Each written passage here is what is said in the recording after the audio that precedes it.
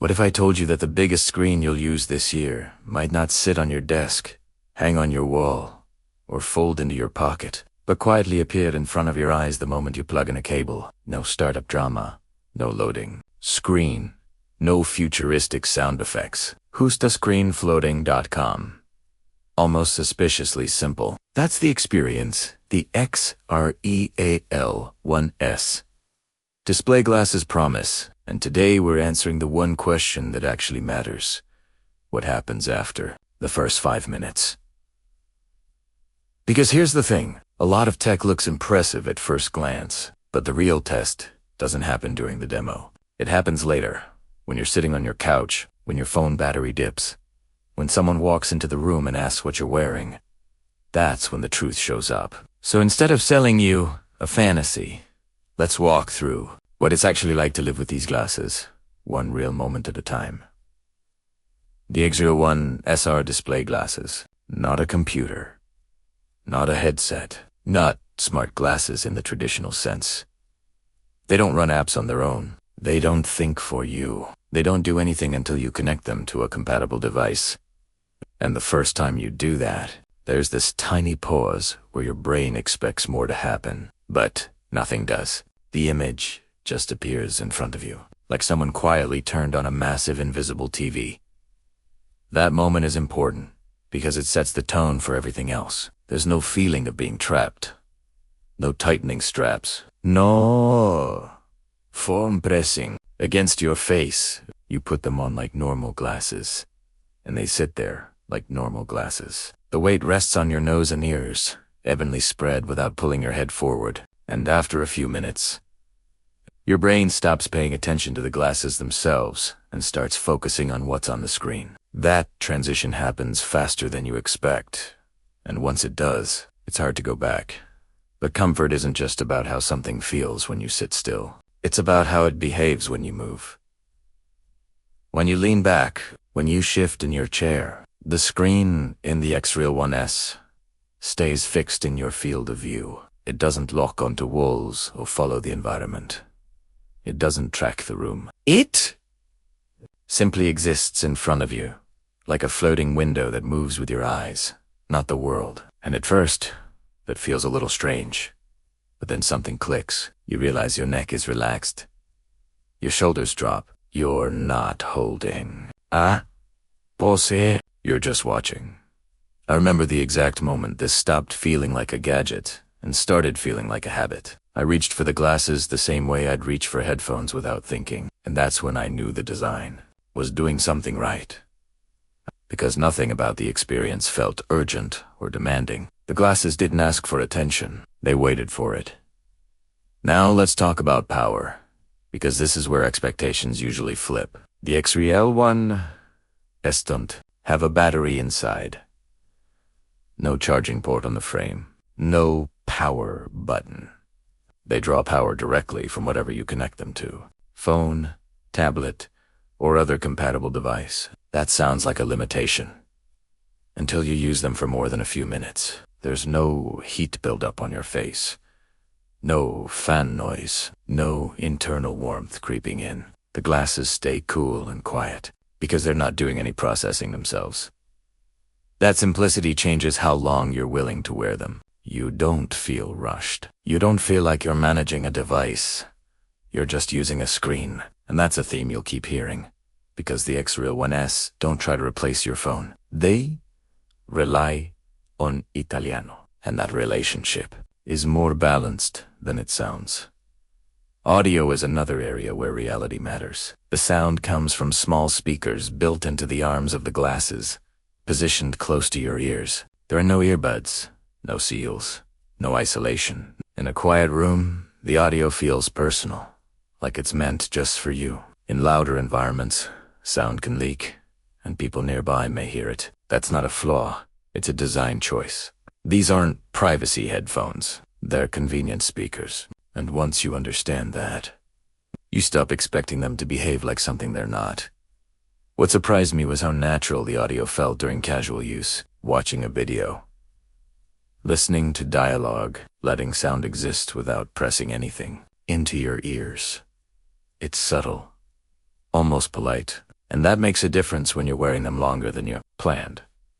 Here's where the phrase almost XR starts to earn its place. You're not fully immersed. You still see the room around you. Light enters from the sides. You can make eye contact. You can respond when someone talks to you. And that balance, that constant awareness of reality, changes how comfortable you feel wearing them around other people. You don't feel hidden. You don't feel sealed off. You feel present, just enhanced.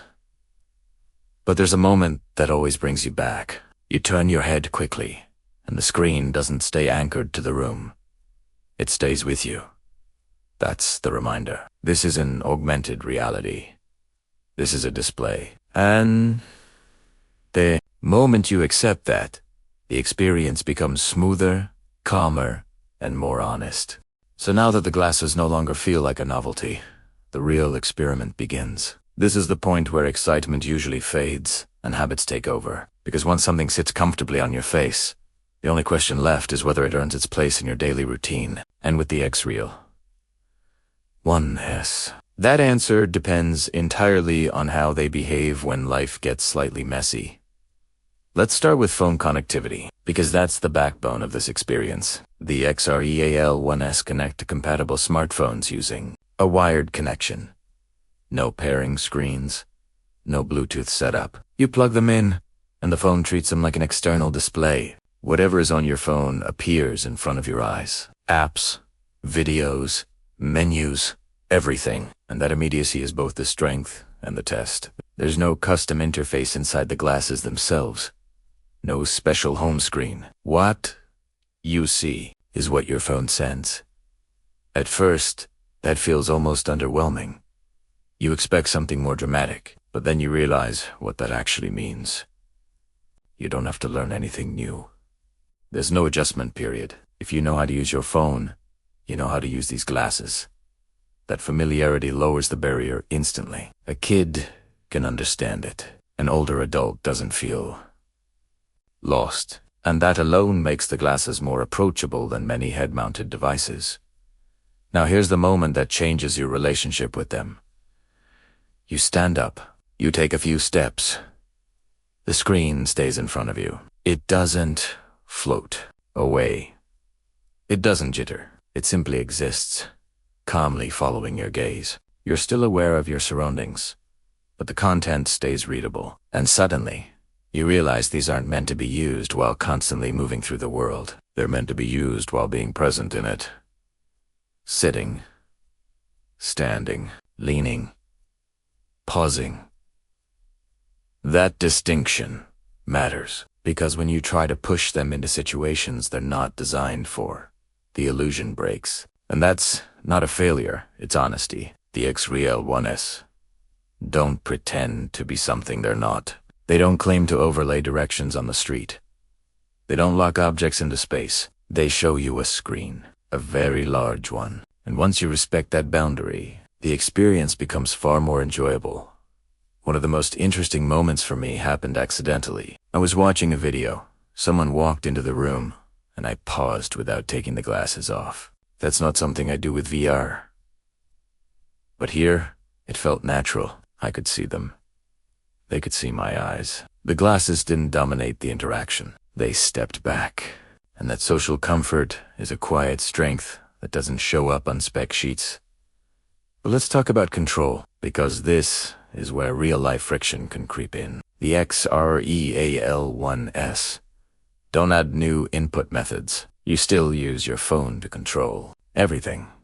Touchscreen, buttons, whatever you normally use. The glasses don't introduce gestures or sensors that guess what you want. That means there's nothing new to learn, but it also means your phone stays part of the equation. You don't escape it. You share the experience with it.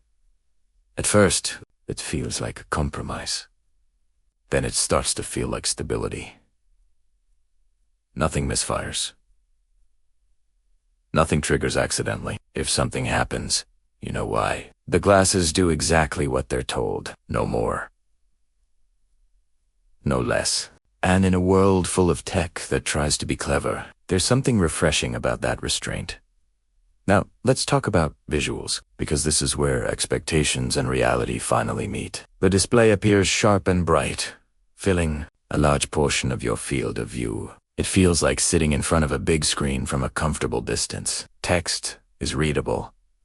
Videos look clean, but the experience depends on positioning. If the glasses sit too high or too low on your face, the image shifts. That's not a flaw, it's physics. The display is fixed inside the frame, so fit matters. This is where the included adjustments become important. Once you dial in the position, the screen settles into place. And when it does, something interesting happens. You stop noticing the edges. You stop thinking about where the image starts and ends. You just watch. That's when the magic, the quiet kind, actually works. But here comes a twist. The more you use them, the more you notice what they don't do. There's no depth interaction. No 3D objects floating in your room. No spatial anchoring. And for some people, that's disappointing. But for others, it's a relief. There's no learning curve, no cognitive overload, no sensory fatigue. The glasses don't fight your brain. They cooperate with it. I tested them for short sessions, then longer ones, and something stood out. I didn't feel the urge to rip them off. My eyes didn't feel strained. My face didn't feel compressed. And that's not because the glasses are doing something extraordinary. It's because they're not trying to. They stay in their lane. And in doing so, they become easier to trust. But trust is built over time, and not everything is perfect. Cable management matters. The wire reminds you that you're connected. You can't wander freely. You can't forget the source device. And sometimes, that's exactly what pulls you back to reality.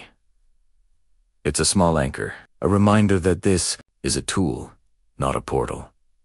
And yet, even with that limitation, I found myself choosing them again. Not because they were exciting, but because they were easy. Because they didn't demand attention. Because they didn't make promises they couldn't keep. So now we're standing at an important crossroads. We've seen how they feel. We've seen how they behave in everyday use. But the final question hasn't been answered yet. Who are these actually for? Who benefits the most from a device that lives somewhere between a screen and an experience?